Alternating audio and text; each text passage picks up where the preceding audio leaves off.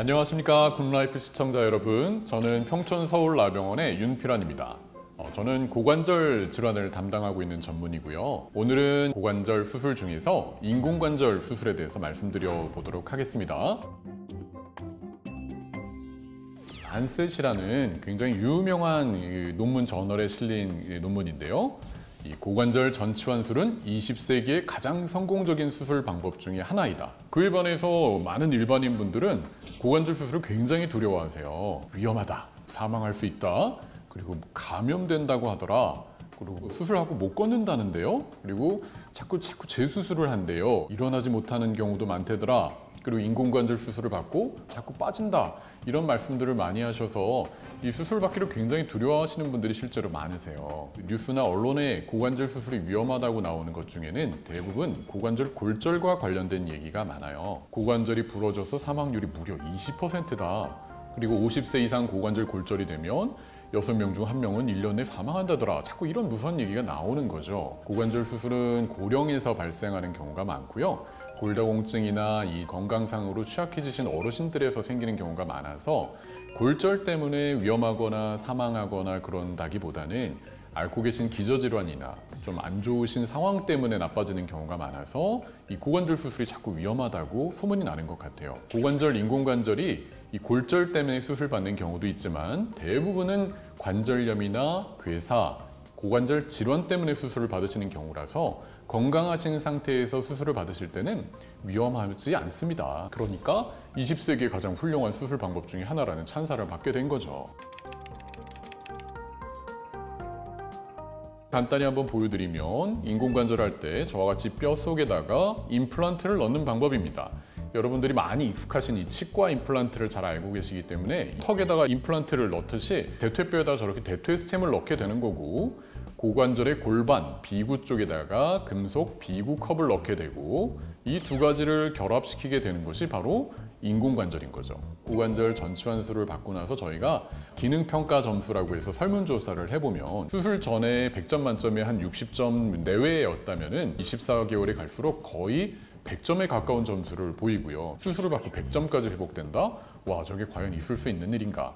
네, 진짜 있을 수 있는 일이에요. 그 정도로 회복 점수가 굉장히 높다라는 거죠. 예전에는 인공관절 수술을 계획할 때 임플란트 사이즈를 맞추기 위해서 엑스레이를 찍고 나서 저렇게 이제 투명 필름으로 된 그 영지가 있어요. 저걸 이렇게 대고 사이즈를 결정을 했어요. 근데 요새는 세상이 좋아졌잖아요. 이게 모든 게 디지털화되어 있는 거죠. 엑스레이를 찍고 컴퓨터로 이제 시뮬레이션을 하는 거죠. 보시는 것처럼 자동으로 정보가 딱 떠요. 비구컵은 얼마, 대퇴스템은 어떤 사이즈, 뭐 길이는 어떻게 조정하는가, 이런 거를 정보를 주고 이렇게 수술 전에 미리 계획을 하고 들어갑니다. 자, 그리고 나서는 인공관절 수술을 할 때 실제 임플란트를 넣기 전에 임시 임플란트를 끼워 넣고 그 다음에 길이를 측정을 해요. 그리고 사이즈를 측정을 합니다. 그래서 많은 분들이 수술할 때 다리 길이가 길어지면 어떻게 해요? 짧아지면 어떻게 해요? 절개되면 어떻게 해요? 궁금해 하시는데, 이와 같이 철저하게 수술 전에 미리 계획하고 설계하고 수술 중간에 체크하고 또 수술 후에도 다시 한번 또 체크를 해서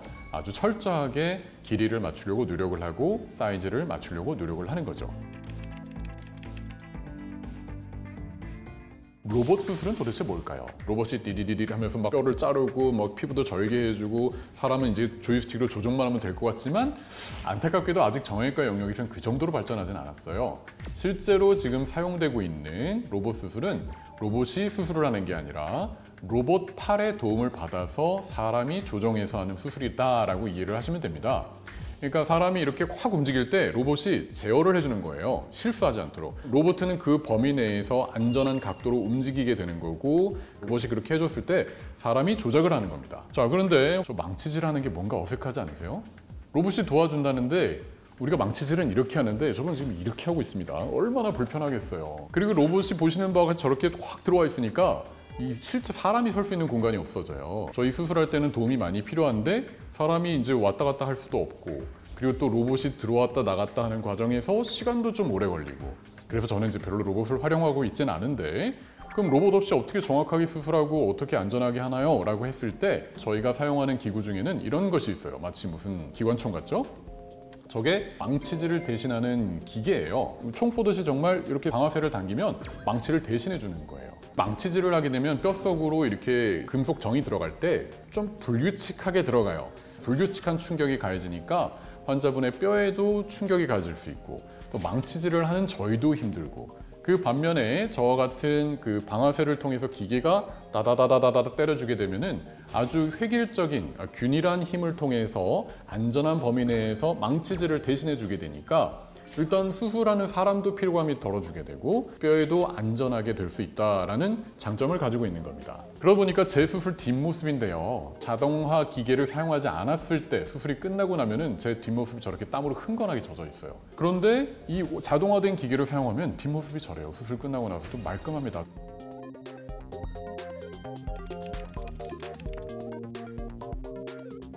어떤 운동까지 할 수 있느냐를 많이 궁금해 하시는데요. 대한고관절학회에서 발간한 고관절학 교과서인데요. 가능한 스포츠의 수상 스키까지도 있어요. 이게 사실 대부분의 운동은 할 수가 있는데 소위 신체 접촉 스포츠, 야구, 농구, 축구, 태권도, 격투기 뭐 이런 것들 관절을 심하게 이제 가격하거나 충격이 가해지는 것들을 제외하고 나서는 굉장히 다양한 스포츠를 하실 수도 있습니다. 이렇게까지 돼요. 유연하신 분들은 인공관절 수술하고 나서 다리가 저렇게 확 찢어질 수 있을 정도로까지 유연하게 됩니다. 근데 사실 저렇게 권하진 않습니다. 어디를 어떻게 째나요? 라고 궁금해하시는 분들이 요새는 상당히 많으세요. 또 얼마나 째나 이렇게 궁금해하시는데 얼마나 찔까요? 많이 절개를 하고 시야 확보를 잘 해야 그래야 안전하게 수술이 진행되니까 많이 절개하는 게 꼭 나쁜 건 아니에요. 이제 미용상으로는 뭔가 조금 안 좋아 보일 수 있는 거죠. 그래서 요새는 이제 피부를 봉합하지 않고 저렇게 본드 같은 거를 하기도 합니다. 메쉬, 테이프 같이 붙이고 그 위에 방수 코팅 같이 코팅을 하게 돼서 봉합하지 않는 그 수술 방법도 있어요. 상처를 비교해 보면 실로 꼬맸을 때는 6주까지도 저렇게 구멍 같은 게 이렇게 막 보이는데 테이프나 본드를 사용하게 되면 가느다란 선만 이렇게 남게 되고요. 3개월 지나게 되면 아직도 흔적이 남아있지만 점차 좋아지게 되고 6개월 지나게 되면 정말 가느다란 선만 이렇게 남게 되는 것처럼 미용상으로도 상당히 보기가 좋습니다. 이러한 최소 피부 절개를 위한 특수한 기구들이 필요합니다. 그냥 과거에 크고 굵고 두꺼웠던 그런 기구들이 아니라 막 울퉁불퉁하고 휘어져 있고 이런 것들을 활용해서 좁은 틈을 통해서 이렇게 기구를 집어넣고 수술을 해야 최소 피부 절개를 하게 되는 거예요. 그래서 제가 최소 기록으로 했던, 이것도 역시 자랑은 아닌데 이렇게 할 수 있다는 것을 말씀드린 겁니다. 6cm 정도만으로 절개를 해도 인공관절을 할 수 있었던 수술 사례도 있었어요. 그리고 저희가 사용하는 것 중에 또 이제 봉합사, 실에도 발전이 있었어요. 실을 한 땀 한 땀 이렇게 뽀매고 자르고 봉합하고 묶고 이렇게 하는 과정을 통해서 상처를 봉합하게 되는데 요새 나온 실은 이렇게 쭉쭉쭉쭉 돌려서 이제 꼬매주는 것만으로도 단단하게 고정이 돼요.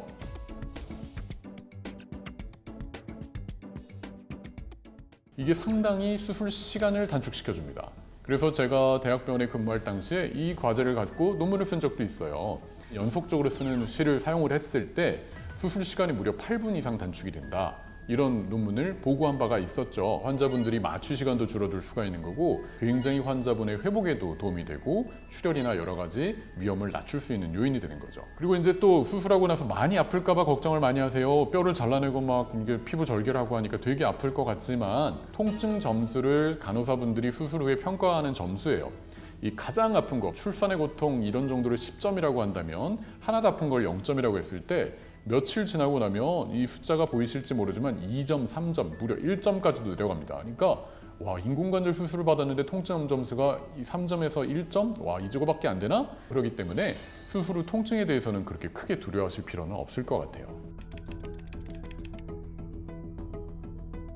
도대체 인공관절 무게가 어떻게 되나를 궁금해하세요. 그래서 제가 기구회사 임플란트 담당자분들에게 여쭤봤어요. 무게를 한번 측정을 해달라고. 총 합쳤을 때 무게가 약 250g 정도라고 합니다. 자, 그러면 이제 250g이 늘어나느냐? 그렇진 않죠. 왜냐하면 수술 중에 이제 손상된 뼈를 잘라내고 조직을 절개하고 제거를 하잖아요.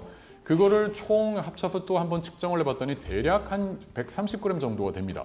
그러면 이제 산술적으로 총 250g에서 조직 제거되는 조직의 무게 130g을 빼니까 120g 정도가 되겠죠. 그러니까 그렇게 크게 늘어나지 않습니다. 생각보다. 저도 상당히 놀랐어요. 아, 이거밖에 안 되나? 그러니까 수술 후에 몸무게가 늘었어요. 이 핑계입니다. 여러분 열심히 운동하셔서 체중 조절 잘 하셔야 돼요.